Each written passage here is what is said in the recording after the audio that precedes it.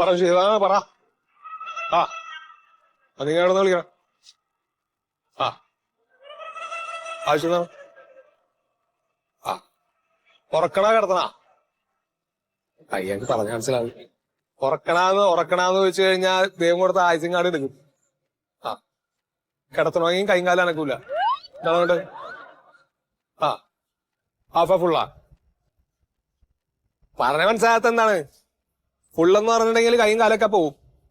ആ ഹാഫാണെങ്കിൽ കാല് മാത്രം. അതെ, അണ്ണന്റെ അടുത്ത് നീ അർഹത്തരൊന്നും പറയരുത്. ഞാൻ അവതരിപ്പിച്ചോളാം. എന്താ മൂടെന്ന് നോക്കട്ടെ. അണ്ണാ എന്താടാ? അതെ, ആരാണ്? നമ്മുടെ ഒരു പയ്യനാണ്. അപ്പൊ അവൻ ഈ അടുത്തൊരു സിനിമയൊക്കെ കണ്ടപ്പോ നമ്മുടെ കൂടെ കൂടണമെന്നൊരു കൊതി.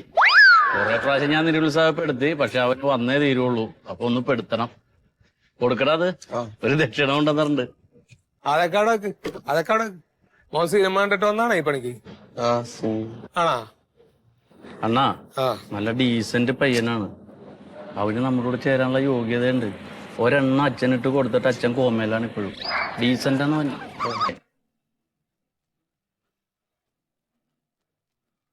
അതെ, ഇപ്പൊ മെമ്പർഷിപ്പ് തരെയാണ് ഇല്ലണ്ണാ? നോക്കട്ടെ.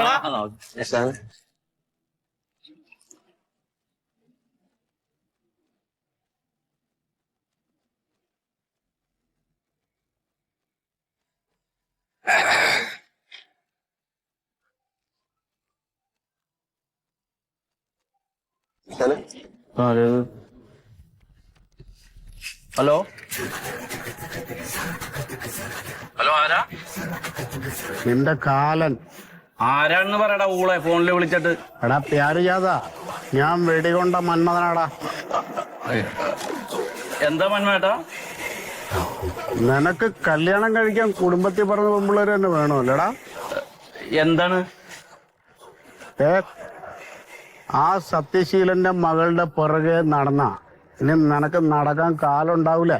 അല്ല, സത്യശീലന്റെ മോളെ എനിക്ക് ഇഷ്ടമായിട്ട് ഞാൻ കല്യാണം കഴിക്കാൻ പോണല്ലേ. അതിന് മന്മേട്ടൻ എന്താണ്?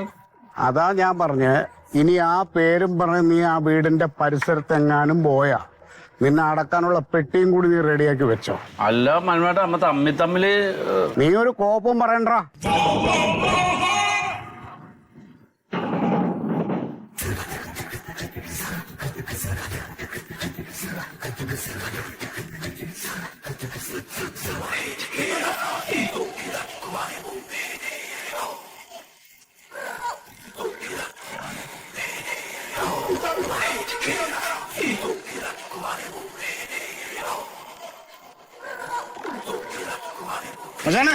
നമസ്കാരം. നമസ്കാരം.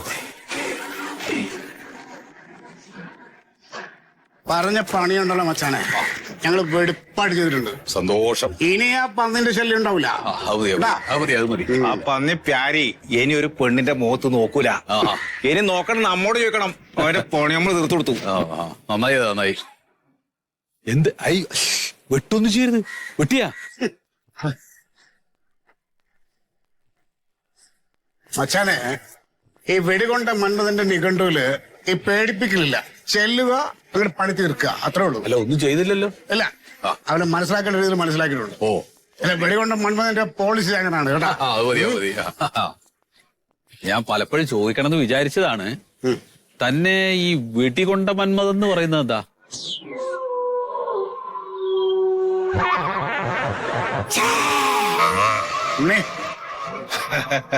അച്ഛാനെ, 5 കൊല്ലം മുമ്പേ കോട്ടയം ടൗണിൽ ഒരു കൊട്ടേഷൻ ഏറ്റെടുത്ത് വിജയകരമായി ഞങ്ങൾ പൂർത്തിയാക്കി വരുമ്പോ അന്നത്തെ സെബാസ്റ്റ്യൻ ഞങ്ങളെ പറയും നമ്മൾ 4 ഭാഗത്തെ പോയി. അപ്പോ സെബാസ്റ്റ്യൻ തോക്കെടുത്ത് ഒരൊറ്റ പൊട്ടി ഈ വയറിനെ കൊണ്ട് പുറത്തേക്ക് പോയി ഒരു പശു കൊണ്ട് ചത്തു. പക്ഷേ മന്മേട്ട ഇതാ പുലി പോലെ നിൽക്കുന്നത് കാണാം. അണ്ണൻ ഞങ്ങളെ പണ്ടിട്ടേ ഉണ്ണി എല്ലാം എടുത്തിട്ട് വാ. എടുക്കണം.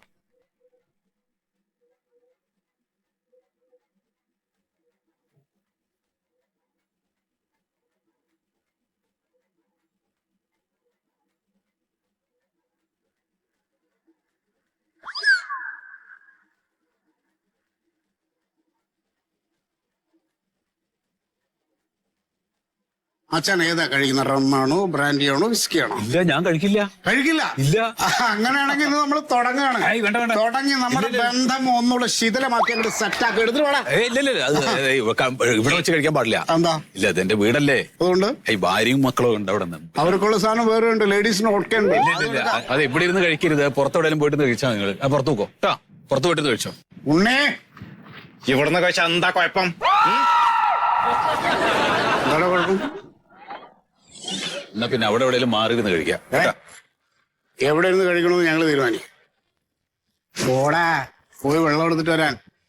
അല്ലെങ്കിൽ വേണ്ട പ്രസാദേ, പോയി വെള്ളം എടുത്തിട്ടോ. ഇങ്ങോട്ട് വാ. എന്താ പ്രശ്നം? അവൻ വെള്ളം എടുത്തിട്ട് വരും. അല്ല, അവിടെ ഭാര്യയും മോളൊക്കെ ഉണ്ട് അതിനകത്ത്. അതെ, വെടികൊണ്ട മന്മഥനും പിള്ളേർക്ക് സ്ത്രീകളോട് എങ്ങനെ പെരുമാറേണ്ടെന്ന് അറിയാൻ. പേടിക്കണ്ട, വിശ്വസിക്കാം. കേട്ടാ?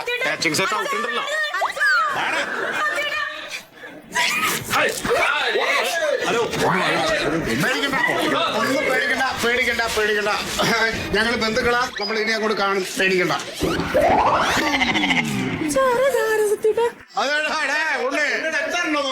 അവിടെ നോക്കടാ, വെള്ളം എടുത്തോ. ഫ്രൂട്ട്സ് എടുക്ക, ആ ഫ്രൂട്ട്സ് എല്ലാം എടുക്കാം. ഫ്രൂട്ട്സ്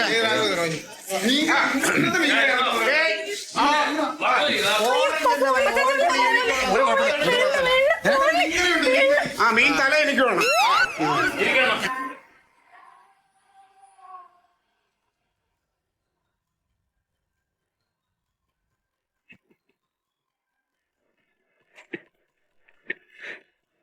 സാറേ, ഒരു ഗുണ്ടനെ ഒഴിവാക്കാൻ വേറൊരു ഗുണ്ടനെ വെക്കുക. എന്നിട്ട് ആ ഗുണ്ട വീട്ടിലെ വെറുതെ ആവുമ്പോ ആ ഗുണ്ടനെ ഒഴിവാക്കാൻ സ്റ്റേഷനിൽ വന്ന് പരാതി തരിക. ആ പ്യാരി ഒഴിവാക്കാൻ ഞാൻ സാറിന്റെ അടുത്ത് പറഞ്ഞതല്ലേ. അതെ, എന്നിട്ട് സാറ് കേട്ടില്ലല്ലോ. ഞാൻ ഉപദേശിക്കാന്ന് പറഞ്ഞല്ലേ. സാറിന്റെ ഉപദേശം കേൾക്കാതെ അങ്ങേര് വീട്ടിൽ വന്നിട്ട് ഞങ്ങളെ വല്ലതും ചെയ്ത് കഴിഞ്ഞാൽ പിന്നെ ഇവിടെ പരാതി പറയാനെങ്കിലും ആരെങ്കിലും വേണ്ടേ? ഞാൻ ഉപദേശിക്കാൻ പറഞ്ഞ അതിനൊരു സമയം തരണം. അതിനെ കാക്കാതെ വേറെ വല്ല റൗഡികളും കണ്ടിട്ട് കൊട്ടേഷൻ കൊടുക്കുക. അല്ല, അങ്ങനെയൊന്നും ചെയ്യാത്തത് കൊണ്ടാണ് ഞാൻ പിന്നെ അങ്ങനെ ഏൽപ്പിച്ചത്. എന്നിട്ട് എന്തായി? അപ്പൊ അവൻ എന്താ ചെയ്യണേ? ഇപ്പൊ ഈ വെടികൊണ്ട മന്മഥൻ എന്ന് പറഞ്ഞ കക്ഷിയും പിന്നെ ഒരു 8-10 പേരുണ്ട്. അവരിപ്പോ വീട്ടിൽ കയറി പൊറുതി തുടങ്ങിയിട്ട് കുറച്ച് ദിവസമായി. അനുഭവിച്ചോ? സാറേ, ഭാര്യയും മോളും ഇപ്പോ ഭാര്യ വീട്ടിലാണ്. ഞാൻ ഒരു വാടക വീട് അന്വേഷിക്കേണ്ട ഗതികേടിലാണ്. കയ്യിലിരിപ്പുണ്ടല്ലേ സാറേ, എങ്ങനെയെങ്കിലും ഒന്ന് രക്ഷപ്പെടുത്തി തരണം. സത്യം പറഞ്ഞു കഴിഞ്ഞാൽ തന്നെയാണ് പിടിച്ചകത്തിടേണ്ടത്. താൻ എന്തിനാണ് കൊട്ടേഷൻ കൊടുത്തത്? കൊട്ടേഷൻ കൊടുക്കണ കുറ്റല്ലേ? പിന്നെ എന്തിനാണോ ഞങ്ങൾ ഈ യൂണിഫോം ഇട്ട് ഇരിക്കണത്?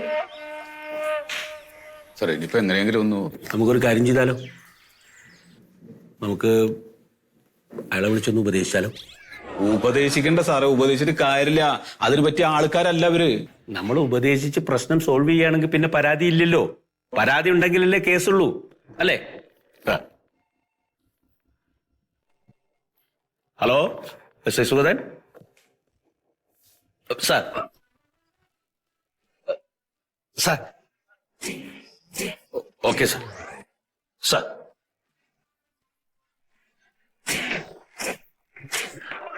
SP സാറെ വിളിച്ചത്. എല്ലാ ഗുണ്ടകളെയും എത്രയും പെട്ടെന്ന് പിടിച്ചകത്താക്കാൻ DGPയുടെ ഓർഡറാ. വേണം സാറേ, ഉറപ്പായിട്ടും വേണം. ഒരു 10-12 പേരെ വേണമെങ്കിൽ ഞാൻ തരാം, വീട്ടിലുണ്ട്. ഒരു കാര്യം ചെയ്യ്, ആദ്യം ഇയാളുടെ വീട്ടിൽ തന്നെ ആവട്ടെ.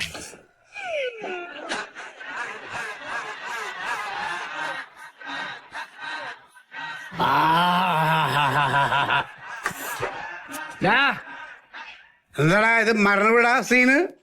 ആർക്കൊരു സന്തോഷമില്ലല്ലോ, ഒരു എൻജോയ്മെന്റ് വേണ്ടാ. ദൂരെ കീഴെ കൊതിച്ച് മാണിക്ക ചെമ്പഴുക്ക ഞാനൊന്നെടുത്തു വെച്ച് എന്റെ വെറ്റിലെത്താം.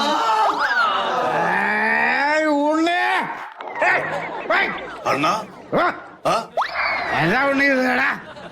ശ്രുതി ചേരുന്നില്ല. അവൻ ചേരണ ശ്രുതി ചേർന്നില്ല, അവനെ കൊല്ലും. അതല്ല പറഞ്ഞത്, പാടിന്റെ ശ്രുതി ചേരുന്നില്ല. ശ്രുതി ഇവനല്ലേ പണിയാനല്ലാതെ ടൂൾസ് എടുക്കരുത്, ഞാൻ പറഞ്ഞിട്ടുണ്ട്. എടാ പറ പ്യാരി, എന്താ നീ വന്നെന്റെ ഉദ്ദേശം പറ, കാര്യം പറ. ഞങ്ങൾക്ക് മടുത്തന്ന ആ തെണ്ടിയുടെ കൂടെ 8ാം ക്ലാസ് തൊട്ട് പഠിക്കുമ്പോ തൊട്ട് നിൽക്കുകയാണ് ഞാൻ, തല്ലാനും കൊല്ലാനും വെട്ടാനും. ഏത് തെണ്ടിയാടാ? ശീതളം തെണ്ടി. ഇപ്പൊ എനിക്കൊരു കാര്യം വന്നപ്പോ അയാൾ എന്നെ സഹായിക്കണില്ല. എടാ ഈ ശീതൾ എന്ന് പറയുന്നുണ്ടല്ലോ, അവൻ ദേ പണ്ട് ഇതുമാതിരി ഇരുന്ന് ഇവനെ പോലെ ഇരുന്നിട്ട് എൻ്റെ കാലിങ്ങനെ തിരുമ്മി ഇരുന്നവനാ. ഒരു ദിവസം ഒരു കൊട്ടേഷൻ വന്നപ്പോൾ എനിക്ക് എൻ്റെ കഷ്ടകാലത്തിന് പനി വന്നു. അന്ന് ഞാൻ ആ കൊട്ടേഷൻ അവനെ ഏൽപ്പിച്ച് അവൻ അത് ചെയ്ത് കഴിഞ്ഞപ്പോൾ അടുത്ത ദിവസം പോലും അവൻ മെയിൻ മേസ്ത്രിയായി. ചതിക്കും. ഞങ്ങള് 4 പേരും ഇനി അണ്ണന് വേണ്ടി മരിക്കാൻ തയ്യാറാണ്. എനിക്കളെ വേണമല്ല. നിങ്ങൾ മരിച്ചു കളയരുത്, എനിക്ക് നിങ്ങളെ വേണം.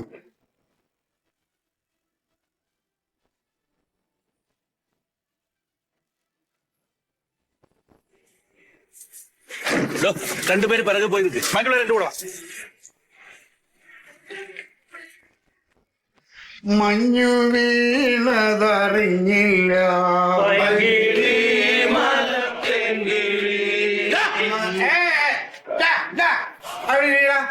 നിങ്ങളാരും ഇരിക്കുന്ന അവിടെ ഇരിക്കും. പോലീസ് മച്ചാൻ ഇവിടെ ഇരിക്കും. പോലീസ് ഭീകരജീവിയൊന്നുമല്ലല്ലോ, അത് കാക്കിത്തുള്ളി എടുത്തൊരു മനുഷ്യൻ. ഇത് നീലത്തുള്ളി, അത് കാക്കത്തുള്ളി. മച്ചാനെ ഞാൻ ഡീൽ ചെയ്യും. അതാണ് മച്ചാനെ. ഹലോ മച്ചാനെ, നൈസ് ടു മീറ്റ് യു. ഇരുന്നാ 2 അടിക്കാം. വീട്ടിൽ കയറ്റണം തോന്നിയാസം. എല്ലാരും പിടിച്ച് വണ്ടി കയറ്റണം. ഞാന് എത്തിക്കോളാം.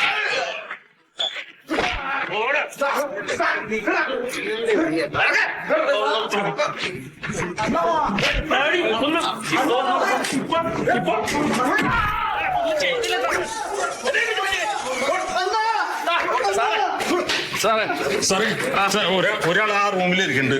തുറക്കണില്ല, വാതിൽ തുറക്കണില്ല സാർ. അതാരാന്നറിയട്ടെ, ചവിട്ടി പൊളിക്ക്.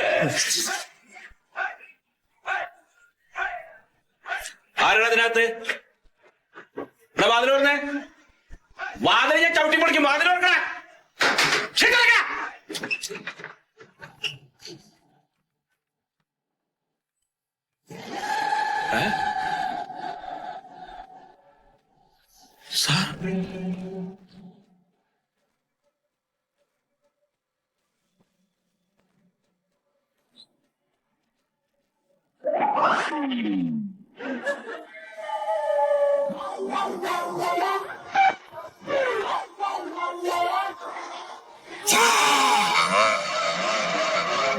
ഹലോ ഗൈസ്, ഞാൻ നിങ്ങളെ മുന്നാണ്.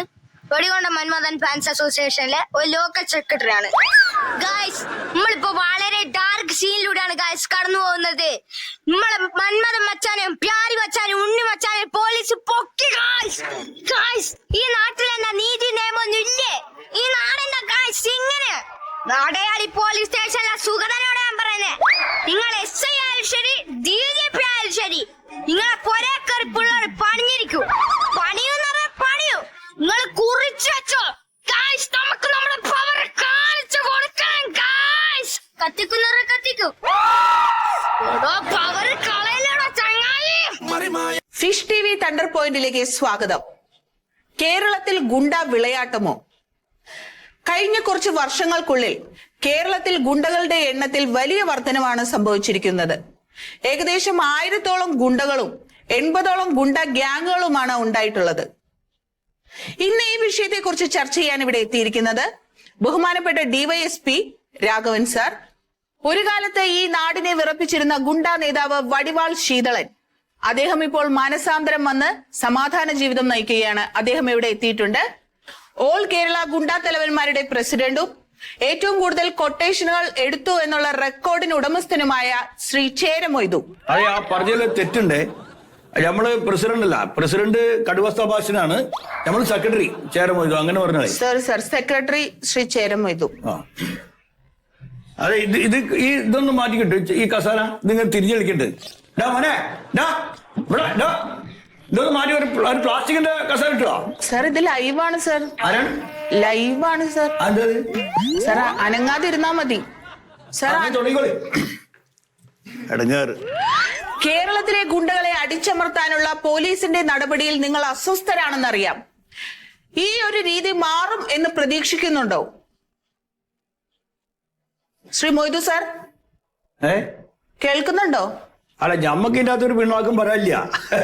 ഞമ്മക്ക് പറയാനുള്ളത്, മാന്യം മര്യാദയായിട്ട് ഈ പണി ചെയ്യാൻ നമ്മളെ സമ്മതിക്കണം. അതാണ് നമുക്ക് പറയാനുള്ളത്. കാരണം ഒരുപാട് പ്രതിസന്ധികളുള്ള ഒരു മേഖലയാണ് ഈ ഗുണ്ടാപ്പണി എന്ന് പറഞ്ഞാൽ. അത് നിങ്ങൾ മനസ്സിലാക്കണം. എല്ലാവരും മനസ്സിലാക്കേണ്ട കാര്യം, പോലീസുകാർ നമ്മളെ ബക്കറ്റ് വല്ലാണ്ട് കയറുന്നുണ്ട്.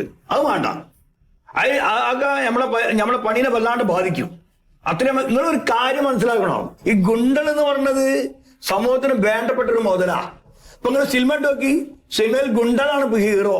എക്കാലത്തോളം സിനിമ കണ്ടില്ല നിങ്ങള്? ഇപ്പൊ ഞാൻ പറയട്ടെ, രാഷ്ട്രീയക്കാർക്ക് ഗുണ്ടകൾ വേണം, വേണോ? റിയൽ എസ്റ്റേറ്റുകാർ വേണം, നമ്മളെ ഓർക്കും വേണോ? സിനിമാക്കാർക്ക് വേണോ? എന്തിന് പോലീസുകാർക്ക് വരെ ഗുണ്ടകളെ വേണമെന്ന് നമ്മളില്ലാണ്ട് ഓർക്കും പറ്റൂല. അപ്പൊ ഞാൻ പറയണത്, ഈ ഗുണ്ടകള് സമൂഹത്തിന് വേണ്ടപ്പെട്ടതാണെന്നുള്ള ഒരു പ്രഖ്യാപനം നടത്തണം. അതാ വേണ്ടി പറ്റുമോ? ശ്രീ രാഘവൻ സാർ, ഇതോട് ചേർത്ത് ഞാൻ ചോദിക്കുകയാണ്, നമ്മൾ കണ്ടുവന്നിരുന്ന സിനിമകൾ എന്ന് പറയുന്നത് നായകൻ നന്മയുടെ പ്രതീകവും വില്ലൻ തിന്മയുടെ പ്രതീകവുമായിരിക്കും. എന്നാൽ ഇപ്പോൾ വരുന്ന സിനിമകൾ അങ്ങനെയല്ല, നായകൻ തന്നെ വില്ലനായിട്ട് വരുന്ന അവസ്ഥയിലേക്കാണ് പോകുന്നത്. ഇതേക്കുറിച്ച് താങ്കൾക്ക് എന്താണ് പറയാനുള്ളത്? പുതിയ തലമുറക്ക് ഒരു തെറ്റായ സന്ദേശമാണ് കൊടുക്കുന്നത്. പുതിയ തലമുറ ഇത് അനുകരിക്കാൻ തുടങ്ങിയാണ്. അപ്പോ ഗൂണ്ടായിസം ഇവിടെ വളർന്നുകൊണ്ടേയിരിക്കും. എല്ലാ സാമൂഹ്യ മാധ്യമങ്ങളും ഈ ഗൂണ്ടകൾക്ക് വളം വെച്ചു കൊടുക്കുന്നുണ്ടെന്ന് ഒരു വസ്തുത. അതൊരു ഒലക്കമല വർത്താനങ്ങൾ പറയുന്നത്.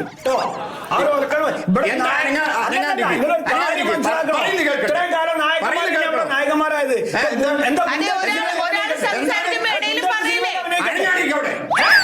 ഗുണ്ടർക്ക് സിനിമയിൽ അഭിനയിക്കണോ?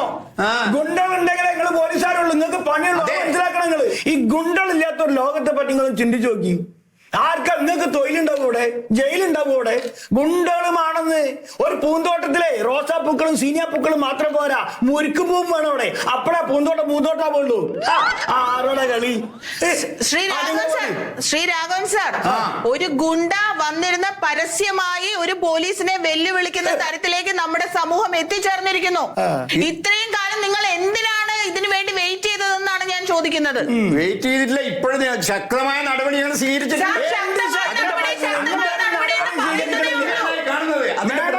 കാര്യം മനസ്സിലാക്കണം. ഈ നാട്ടിലെ പല പോലീസുകാരും ഗുണ്ടകളെ തോട് കയറ്റി നടക്കുന്ന ആൾക്കാരാ. അറിയാം നിങ്ങൾക്ക്? നമ്മളെ കയ്യിൽ നിന്ന് ഓസിക്ക് ഭക്ഷണം കഴിച്ച് കള്ളും കുടിച്ച് നടക്കുന്ന ആൾക്കാരാ. അത് നമുക്കറിയാം.